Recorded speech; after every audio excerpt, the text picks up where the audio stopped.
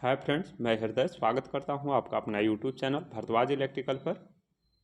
आज दोस्तों हम इस वीडियो में इलेक्ट्रिशियन ट्रेड थ्योरी का एक महत्वपूर्ण टॉपिक सेल एंड बैटरी से आते महत्वपूर्ण क्वेश्चन आंसर को सॉल्व करने वाले हैं।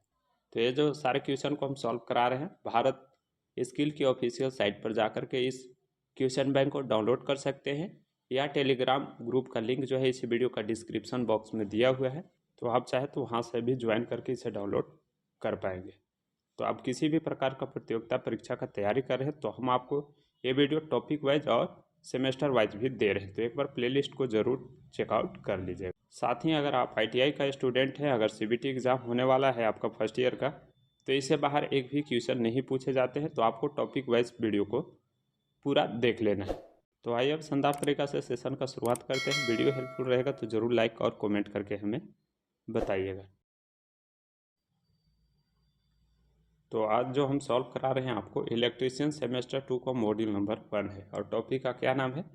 Cell and battery. ठीक है, तो सेल और बैटरी के बारे में आप कई बार पढ़े होंगे और इसके बारे में ज़्यादा बताने की ज़रूरत नहीं है, फिर भी छोटा सा हम डिफिनीसन बता देते हैं आपको। सेल जो होता है बैटरी की सबसे छोटी इकाई होती है, और बैटरी जो होता है सेलों के जब समूह को हम बैटरी कहते हैं, सेलों के समूह को बैटरी कहते हैं, और बैटरी की सबसे छोटी इकाई को सेल कहा जाता है। ठीक है, और सेल का संकेत कैसा होता है? तो यहाँ पर ऐसे आपको ये सेल का संकेत हो गया। इसी में अगर हम कई सेलों को आपस में जोड़ देंगे तो यह जो संयोजन कहलाएगा बैटरी कहलाएगा। ठीक है, तो इसे आप ध्यान में रखिएगा। इस तरह से इसको हम जो कहेंगे बैटरी कहेंगे, इसे आप ध्यान में रखिएगा। बाकी इसको सेल कहेंगे, यानी कि जो सेल होता है बैटरी के सबसे छोटी इकाई होता है, और सेलों के समूह को बैटरी कहते हैं। तो इसके बारे में आप कई बार पढ़े होंगे, जाने होंगे, तो इसके बारे में ज़्यादा बताने की ज़रूरत नहीं है। ठीक है, तो आइए अब शानदार तरीक़े से सभी एमसीक्यू को सॉल्व करते हैं। प्रीवियस वीडियो की भांति कुछ महत्वपूर्ण पॉइंट भी बताऊंगा, उसे आप ध्यान में रखिएगा। ठीक है, आइए देख लेते हैं क्वेश्चन नंबर 1 में क्या पूछा गया है। क्वेश्चन नंबर 1 में पूछा गया कौन सा युक्ति धूप ऊर्जा को विद्युत ऊर्जा में बदलता है। तो इसके भी 4 ऑप्शन आपको देखने को मिल जाएंगे। 4 ऑप्शन में से जब राइट ऑप्शन चूज कीजिएगा तो पहला का राइट ऑप्शन ए के साथ चला जाएगा। फोटोवोल्टेइक सेल जो होती है वो धूप ऊर्जा को विद्युत ऊर्जा में बदलने का काम करती है। तो फिलहाल हम क्वेश्चन नंबर 1 का राइट ऑप्शन ए के साथ चूज किए। ठीक है, तो आइए नेक्स्ट देख लेते हैं क्वेश्चन नंबर 2, जो कि बेहद महत्वपूर्ण है। क्वेश्चन नंबर 2 में पूछा गया है सेकेंडरी सेल किस नियम पर कार्य करते हैं। तो इसके भी 4 ऑप्शन आपको देखने को मिल जाएंगे। 4 ऑप्शन में से जब राइट ऑप्शन चूज कीजिएगा तो दूसरा का राइट ऑप्शन सी के साथ चला जाएगा। सेकेंडरी सेल हो या बैटरी हो या फैराडे के विद्युत अपघटन के सिद्धांत पर कार्य करता है, तो दूसरा का राइट ऑप्शन सी के साथ चूज करेंगे। और यह नियम कितने प्रकार के होता है अगर आप जानते होंगे तो इसी वीडियो को कमेंट बॉक्स में बताने का काम कीजिएगा। अगर आपका राइट आंसर आता है तो मैं रिप्लाई ज़रूर कर दूंगा। ठीक है, तो आइए नेक्स्ट देख लेते हैं क्वेश्चन नंबर 3, जो कि बेहद महत्वपूर्ण है। क्वेश्चन नंबर 3 में पूछा गया है विद्युत अपघट्य के दौरान एकत्रित द्रव्यमान की गणना करने का सूत्र क्या होता है। तो इसके भी 4 ऑप्शन दिए गए हैं। 4 ऑप्शन में से जब राइट ऑप्शन चूज कीजिएगा तो तीसरा का राइट ऑप्शन बी के साथ चला जाएगा।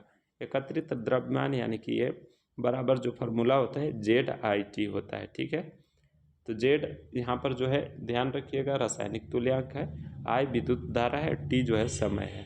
तो इसे आप ध्यान में रखिएगा, इसको समय से डिनोट करते हैं टी को, और आई जो है विद्युत धारा, और जेड जो है रासायनिक तुल्यांक। ठीक है, तो ये सारे महत्वपूर्ण पॉइंट है। कभी कभी पूछ देता है कि जेड यहाँ पर क्या डिनोट करता है, तो इसे भी आप ध्यान में रखिएगा। जेड जो होता है रासायनिक तुल्यांक, आई विद्युत धारा, और टी समय निरूपित करता है। तो फिलहाल आप तीसरा का राइट ऑप्शन बी के साथ चूज किए। तो आइए नेक्स्ट देख लेते हैं क्वेश्चन नंबर 4, जो कि बेहद महत्वपूर्ण है। क्वेश्चन नंबर 4 में पूछा गया है बैटरी की क्षमता किस में बताई जाती है, यानी कि बैटरी की क्षमता को हम किस में मापते हैं, ये आपसे पूछा गया है। तो इसके भी 4 ऑप्शन देखने को मिल जाएंगे। 4 ऑप्शन में से जब राइट ऑप्शन चूज कीजिएगा तो यहाँ पर चौथा का राइट ऑप्शन डी के साथ चला जाएगा।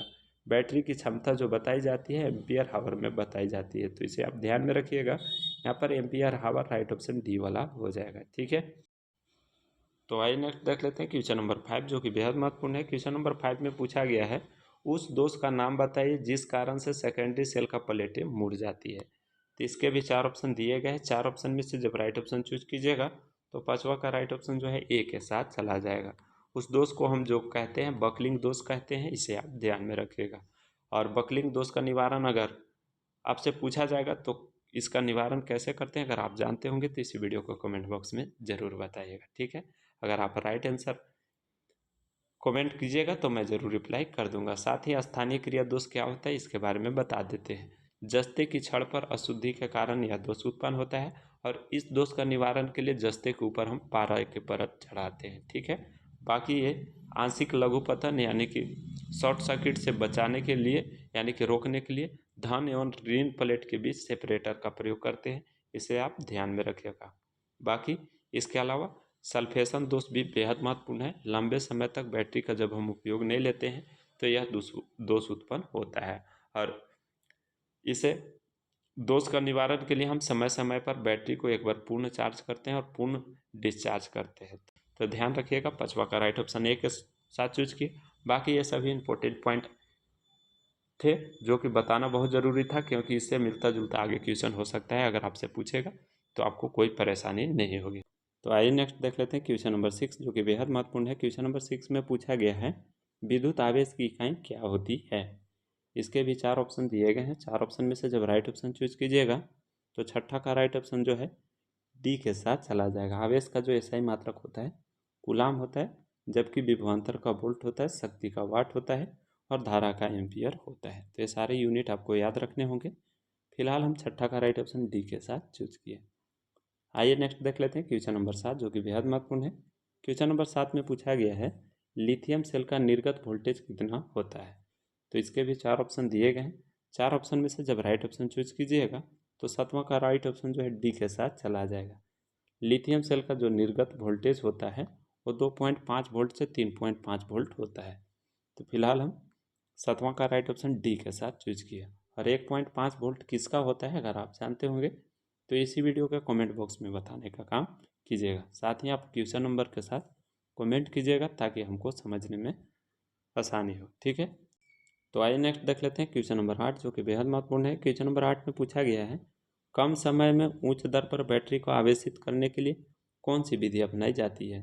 तो इसके भी 4 ऑप्शन दिए गए हैं। 4 ऑप्शन में से जब राइट ऑप्शन चूज कीजिएगा तो आठवां का राइट ऑप्शन बी के साथ चला जाएगा। कम समय में उच्च दर पर बैटरी चार्जिंग करने की विधि को हम बूस्टर चार्जिंग विधि कहते हैं, जो कि राइट ऑप्शन बी में है। तो इसे आप ध्यान में रखिएगा। जबकि आपका ट्रिकल चार्जिंग जो होता है वो कम दर पर लंबे समय तक इसमें चार्ज किया जाता है। तो कम समय में अगर चार्ज करना होगा तो बूस्ट चार्ज मेथड का उपयोग करेंगे, और कम दर पर लंबे समय तक चार्ज करना हो रहेगा तो वहाँ पर ट्रिकल चार्जिंग मेथड का उपयोग करते हैं। तो इसमें कंफ्यूज नहीं होना है। फिलहाल हम आठवां का राइट ऑप्शन बी के साथ चूज किया। तो आइए नेक्स्ट देख लेते हैं क्वेश्चन नंबर 9, जो कि बेहद महत्वपूर्ण है। क्वेश्चन नंबर 9 में पूछा गया है कार्बन जस्ता शुष्क सेल में कौन सा विद्युत अपघट्य में उपयोग किया जाता है। यानी कि जो ड्राई सेल होता है उसमें विद्युत अपघट्य के रूप में यानी कि इलेक्ट्रोलाइट के रूप में किस चीज़ का उपयोग किया जाता है। तो इसके भी 4 ऑप्शन दिए गए हैं। 4 ऑप्शन में से जब राइट ऑप्शन चूज कीजिएगा तो नौवां का राइट ऑप्शन बी के साथ चला जाएगा। ड्राई सेल में अमोनिया क्लोराइड का प्रयोग किया जाता है और इसका ईएमएफ वैल्यू जो होता है ड्राई सेल का यानी कि कार्बन जस्ता शुष्क सेल का, ध्यान रखिएगा 1.4 से 1.5 वोल्ट होता है। तो इसका ईएमएफ वैल्यू भी कभी कभी पूछ देता है, तो इसे आप ध्यान में रखिएगा। इसका ईएमएफ वैल्यू 1.4 से 1.5 और इसमें जो इलेक्ट्रोलाइट के रूप में प्रयोग किया जाता है अमोनिया क्लोराइड का किया जाता है, ठीक है। तो आइए नेक्स्ट देख लेते हैं क्वेश्चन नंबर 10, जो कि बेहद महत्वपूर्ण है। क्वेश्चन नंबर 10 में पूछा गया है द्रव्यों में विद्युत धारा का प्रवाहित होना कौन सा प्रभाव कहलाता है। तो इसके भी 4 ऑप्शन दिए गए हैं। 4 ऑप्शन में से जब राइट ऑप्शन चूज कीजिएगा तो 10वां का राइट ऑप्शन जो है डी के साथ चला जाएगा। द्रव्यों में विद्युत धारा प्रवाहित होना रासायनिक प्रभाव कहलाता है और इसके ऊपर हम एक ऑलरेडी वीडियो दे दिए हैं। विद्युत धारा के रासायनिक प्रभाव छोटा सा वीडियो है, डिस्क्रिप्शन बॉक्स में उसका भी लिंक प्रोवाइड कर दिए हैं, ज़रूर देख लीजिएगा। आपको कई सारे डाउट उसमें क्लियर हो जाएंगे, ठीक है। तो 10वां का राइट ऑप्शन डी के साथ चूज कीजिए। तो आइए नेक्स्ट देख लेते हैं क्वेश्चन नंबर 11, जो कि बेहद महत्वपूर्ण है। क्वेश्चन नंबर 11 में पूछा गया है सीसा अम्ल बैटरी में ऋणात्मक प्लेट बनाने के लिए कौन सा पदार्थ का उपयोग किया जाता है। तो इसके भी 4 ऑप्शन दिए गए हैं। 4 ऑप्शन में से जब राइट ऑप्शन चूज कीजिएगा तो यहाँ पर 11 का राइट ऑप्शन बी के साथ चला जाएगा। लेड एसिड सेल में जो ऋणात्मक प्लेट बना होता है वो स्पंजी लेड का बना होता है, जबकि अगर आपसे धनात्मक प्लेट पूछेगा पॉजिटिव प्लेट तो ध्यान रखिएगा पॉजिटिव प्लेट लेड पर ऑक्साइड का बना होता है और इसमें जो इलेक्ट्रोलाइट के रूप में प्रयोग किया जाता है, H2SO4 का उपयोग किया जाता है। तो ध्यान रखिएगा, ये सब महत्वपूर्ण पॉइंट है लेड एसिड सेल से। फिलहाल हम 11 का राइट ऑप्शन बी के साथ चूज किए। तो आइए नेक्स्ट देख लेते हैं क्वेश्चन नंबर 12, जो कि बेहद महत्वपूर्ण है। क्वेश्चन नंबर 12 में पूछा गया है, धातु सतह के क्षरण नियंत्रण हेतु कौन सा तकनीक का प्रयोग किया जाता है। तो इसके भी 4 ऑप्शन दिए गए हैं। 4 ऑप्शन में से जब राइट ऑप्शन चूज कीजिएगा तो 12 का राइट ऑप्शन बी के साथ चला जाएगा। कैथोडिक प्रोटेक्शन का यूज किया जाता है। तो यहाँ पर हम 12 का राइट ऑप्शन बी के साथ चूज किए। तो आइए नेक्स्ट देख लेते हैं क्वेश्चन नंबर 13, जो कि बेहद महत्वपूर्ण है। क्वेश्चन नंबर 13 में पूछा गया है, डिजिटल घड़ी में सामान्यतः कौन सा सेल का उपयोग किया जाता है। तो इसके भी 4 ऑप्शन दिए गए हैं। 4 ऑप्शन में से जब राइट ऑप्शन चूज कीजिएगा तो 13 का राइट ऑप्शन जो है सी के साथ चला जाएगा। डिजिटल घड़ी में और पावर कैलकुलेटर में मरकरी सेल का उपयोग किया जाता है। ठीक है, तो फिलहाल हम 13 का राइट ऑप्शन सी के साथ चूज किए। वोल्टेज सेल का उपयोग कहीं नहीं किया जाता है, इसे आप ध्यान में रखिएगा। लिथियम सेल का उपयोग हम लैपटॉप या मोबाइल की बैटरी में इसका उपयोग करते हैं। सिल्वर ऑक्साइड सेल का उपयोग डिजिटल यंत्र में किया जाता है। तो ये सारे सेल हैं जो आपको याद रखने होंगे कि किसका कहाँ उपयोग किया जाता है। तो फिलहाल हम 13 का राइट ऑप्शन जो है सी के साथ चूज किए। तो आइए नेक्स्ट देख लेते हैं क्वेश्चन नंबर 14, जो कि बेहद महत्वपूर्ण है। क्वेश्चन नंबर 14 में पूछा गया है, समानांतर युग्मन परिपथ में एक सेल को विपरीत ध्रुवता के साथ संयोजित किया जाए तो प्रभाव क्या होगा। यानी कि आपसे पूछा गया है कि समानांतर सेलों को समानांतर संयोजन किया जाता है, उसमें एक सेल को उलट करके जोड़ दिया जाता है, यानी कि उल्टा कनेक्शन इसका विपरीत ध्रुवता के साथ संयोजित कर देंगे। ठीक है, तो उसमें जो प्रभाव होगा क्या उत्पन्न होगा। ठीक है, तो इसके भी 4 ऑप्शन में से जब राइट ऑप्शन चूज कीजिएगा तो 14 का राइट ऑप्शन सी के साथ चला जाएगा। वह जो सर्किट होगा वह शॉर्ट सर्किट हो जाएगा, यानी कि लघुपतित हो जाएगा और वह कार्य नहीं करेगा। तो 14 का राइट ऑप्शन सी के साथ चूज करेंगे, इसे आप ध्यान में रखिएगा। ठीक है, तो आइए नेक्स्ट देख लेते हैं क्वेश्चन नंबर 15, जो कि बेहद महत्वपूर्ण है। क्वेश्चन नंबर 15 में पूछा गया है, बैटरी चार्जिंग में फाइनल सेलेक्टर स्विच का क्या कार्य होता है। तो इसके भी 4 ऑप्शन दिए गए हैं। 4 ऑप्शन में 2 ऑप्शन यहाँ पर आपको देखने को मिल जाएंगे, 2 ऑप्शन और स्क्रॉल करके हम आपको बताएंगे। ठीक है, तो पहले ये 2 ऑप्शन को देख लेते हैं। पहला ऑप्शन है धारा रेटिंग का चुनाव करने के लिए। दूसरा ऑप्शन है आवेशन के समय का चुनाव करने के लिए, यानी कि चार्जिंग टाइम को सेलेक्ट करने के लिए। बाकी ऑप्शन यहाँ पर हैं, आपको देखने को मिलेगा। तीसरा ऑप्शन है वोल्टेज परास को चुनाव करने के लिए। और चौथा ऑप्शन है यहाँ पर आपको आवेशन विधि का चुनाव करने के लिए। तो ये 4 ऑप्शन में से जब राइट ऑप्शन चूज कीजिएगा तो 15 का राइट ऑप्शन जो है ए के साथ चला जाएगा।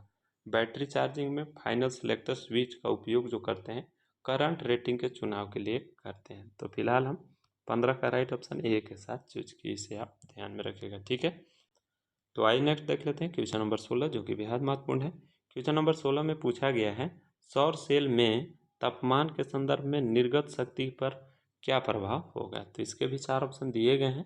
4 ऑप्शन में से जब राइट ऑप्शन चूज कीजिएगा तो 16 के राइट ऑप्शन जो है डी के साथ चला जाएगा। सौर सेल में तापमान के संदर्भ में उसका आउटपुट शक्ति जो होता है तापमान में कमी के साथ कमी होगा। तो ध्यान रखिएगा, यहाँ पर डी के साथ चूज करेंगे। कई लोग कंफ्यूज होकर के यहाँ पर बी को भी चूज कर लेंगे, क्योंकि यहाँ पर दिया है तापमान में वृद्धि के साथ वृद्धि। ठीक है, तो इसको सेकंड प्रेफरेंस में रखेंगे। फर्स्ट प्रेफरेंस इसका राइट ऑप्शन डी के साथ चला जाएगा। ठीक है, तापमान में बढ़ने के साथ बढ़ता है और तापमान घटने के साथ घटता है, तो यहाँ पर राइट ऑप्शन डी के साथ चला जाएगा। ठीक है, आइए नेक्स्ट देखते हैं क्वेश्चन नंबर 17। क्वेश्चन नंबर 17 भी बेहद महत्वपूर्ण है। यहाँ पर आपसे पूछा गया 17 में, बैटरी आवेशन के समय हाइड्रोमीटर का क्या उद्देश्य होता है। तो इसके भी 4 ऑप्शन दिए गए हैं। 4 ऑप्शन में से जब राइट ऑप्शन चूज कीजिएगा तो 17 का राइट ऑप्शन जो है डी के साथ चला जाएगा। हाइड्रोमीटर का जो कार्य होता है विद्युत अपघट यानी कि विशिष्ट गुरुत्व निर्धारित करने के लिए इसका उपयोग करते हैं। तो 17 का राइट ऑप्शन डी के साथ चला जाएगा। ठीक है, आइए नेक्स्ट देख लेते हैं क्वेश्चन नंबर 18। क्वेश्चन नंबर 18 बेहद महत्वपूर्ण और बेहद आसान है, इसके बारे में ऊपर में ही ऑलरेडी हम बता चुके हैं। फिर भी आइए देख लेते हैं क्या पूछा गया है। 18 में पूछा गया फैराडे के विद्युत अपघटन के प्रथम नियम के अनुसार सूत्र क्या है। तो अभी हम आपको ऊपर में ही बताए थे, M = ZIT। तो राइट ऑप्शन यहाँ पर बी वाला हो जाएगा। इसमें कुछ नया नहीं है और बताने की भी ज़रूरत नहीं है, ठीक है। तो आइए नेक्स्ट देख लेते हैं क्वेश्चन नंबर अब यहाँ पर 19, जो कि बेहद महत्वपूर्ण है। यहाँ पर आपसे पूछा गया है 19 में, लेड एसिड सेल में विद्युत अपघट्य के रूप में उपयोग किया जाता है, यानी कि लेड एसिड सेल होता है उसमें इलेक्ट्रोलाइट के रूप में किसका उपयोग किया जाता है। तो अभी हम आपको ऊपर में ही बताए थे, लेड एसिड सेल में इलेक्ट्रोलाइट के रूप में जो प्रयोग किया जाता है तनु सल्फ्यूरिक अम्ल यानी कि H2SO4 का उपयोग किया जाता है। तो 19 का राइट ऑप्शन डी के साथ चला जाएगा, ठीक है। तो आइए नेक्स्ट देख लेते हैं क्वेश्चन नंबर 20, जो कि बेहद महत्वपूर्ण है और यह क्वेश्चन इस टॉपिक का आखिरी क्वेश्चन है। इसका नेक्स्ट वाला क्वेश्चन नेक्स्ट पार्ट में हम आपको टोटल क्वेश्चन आंसर को कवर कर लेंगे, ठीक है, क्योंकि हम वीडियो को ज़्यादा लंबा लंबा प्रोवाइड नहीं करते हैं आपको। तो आइए देखते हैं क्वेश्चन नंबर 20 में क्या पूछा गया है। क्वेश्चन नंबर 20 में पूछा गया परिपथ में कुल वोल्टेज क्या होगा। यहाँ पर आपको कई सेल समानांतर क्रम में जुड़े हुए हैं जिसका वैल्यू सभी का है 1.5 वोल्ट, ठीक है। तो पैरेलल कनेक्शन है। इसका राइट ऑप्शन किसके साथ जाएगा आपको कमेंट करके बताना है, ठीक है। अगर आपका राइट आंसर आता है तो मैं ज़रूर रिप्लाई कर दूंगा। यहाँ पर कई सेल जुड़ा हुआ है देख लीजिएगा। यहाँ पर 1 2 3 4 5 6 सेल पैरेलल में जुड़ा हुआ है। तो इसका कुल वोल्टेज क्या होगा ये आपको बताना है, ठीक है। अगर राइट आंसर आता है तो मैं ज़रूर रिप्लाई कर दूंगा। तो ये आज का वीडियो था। वीडियो हेल्पफुल रहा होगा तो ज़रूर लाइक कर दीजिएगा, अपने दोस्त के साथ शेयर कर दीजिएगा। तो इसी प्रकार का नॉलेजफुल वीडियो पाने के लिए हमारे चैनल से जुड़े रहिएगा। मिलते हैं फिर नेक्स्ट वीडियो में नई जानकारी के साथ। तब तक के लिए अपना ख्याल रखिए। जय हिंद।